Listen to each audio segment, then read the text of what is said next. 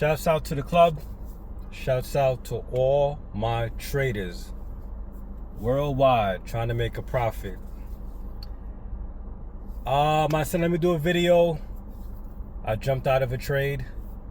I definitely want to post videos when I enter and exit some trades, right? I don't do too much buying and selling. I try to get in at the right time and get out.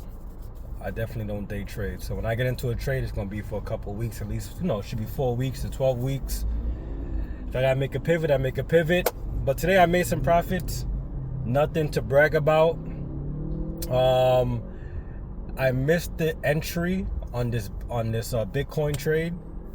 I believe when Bitcoin was at 74,000, that's when the pivot for it to go back down should have been made, and I missed that. So I got in somewhere around 64,000, 68,000. But I have a feeling that Bitcoin is gonna act. This is a very pivotal point for Bitcoin.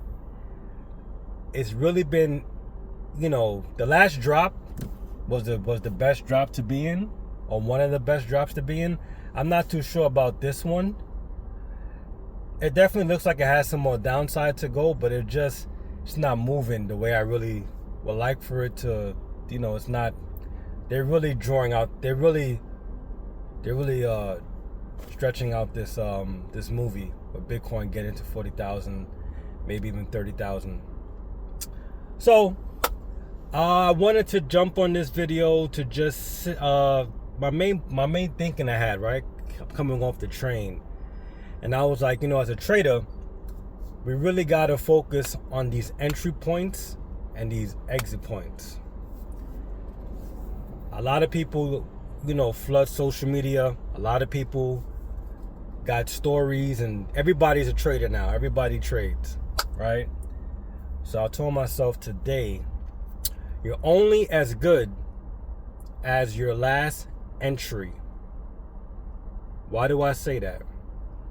How do you know if somebody's really trading out here? Because right now, let's be honest, everybody trades. Everybody got their stories, or they're gonna flood your social media with trading talk, and everybody knows everything. Everybody knows everything. But if you are a person that trades like me and you want to know who's really out here trading, ask them to post the entry. I don't care about how much money they made, how much money they got. I want to know, when did you get in this trade? And that's how you know who's really out here trading, right? The SPY had a big entry ending at April 25th, or somewhere around April. That was the entry. If you was really trading and you on your game, you should have an entry ending at April, at least the very beginning of May. That's when traders who are really trading got into the SPY. Now me, I'm trying to get my stuff right. I missed it. I ain't gonna tell you I did it, right? I got in towards the ending of May, or the ending of May, very ending of May, right? But those 4 weeks, those 3 weeks, you talking about 15, 20, 20% gains. You know what I'm saying? So I really am excited that I got out this trade, and I have my eyes on some very key entries. We might get an entry with the SPY that will continue this bull run that it's on. And if that happens, I'm going to be all over it. We may get a Bitcoin pivot, or we may get a false breakout, then continuing to the downside. So I really want to see which one has a better picture. Because if the SPY can show the signs I'm looking for, that it's going to continue its next leg up, then I'm going to go on that run. I will always pick the SPY going up, especially now with all the money that we have going into the SPY.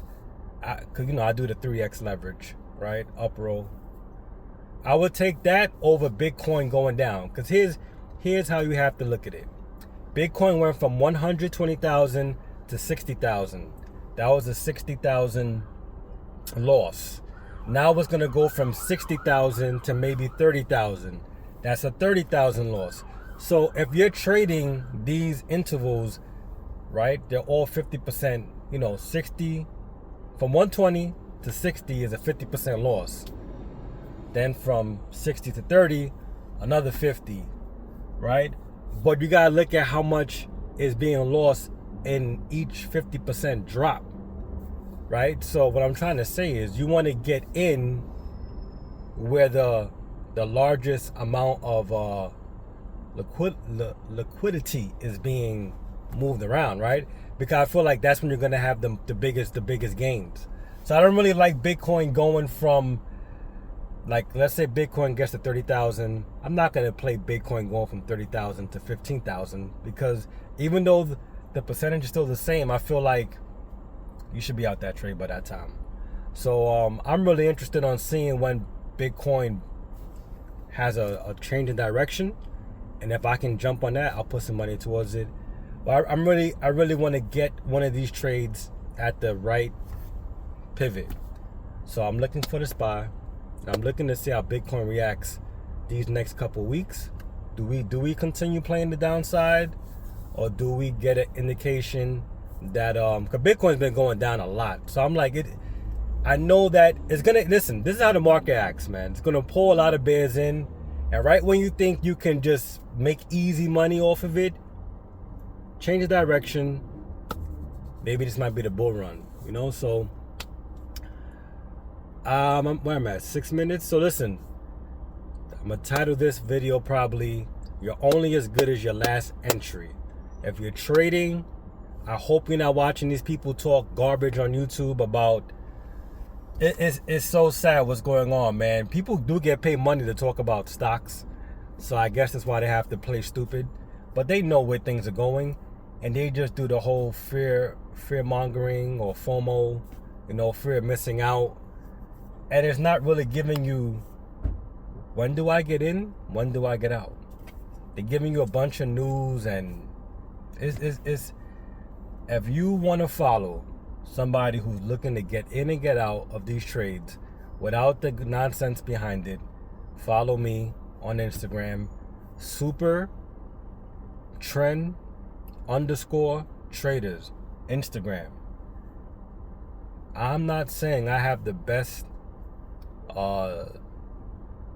system, but from what I see, it's one of the best. And as I get more precise with when to get into these trades, you can watch me in real time do it, and then you can actually participate on your own, right? So the game is not, I'm really not trying to, I'm not even really gun-ho on being the best no more. I just want to make the profits, because if you get these entries right, there's a lot of money to be made. I'm just focused on making the money. So if you focus on making the money, I'll see you behind the wall on the IG page.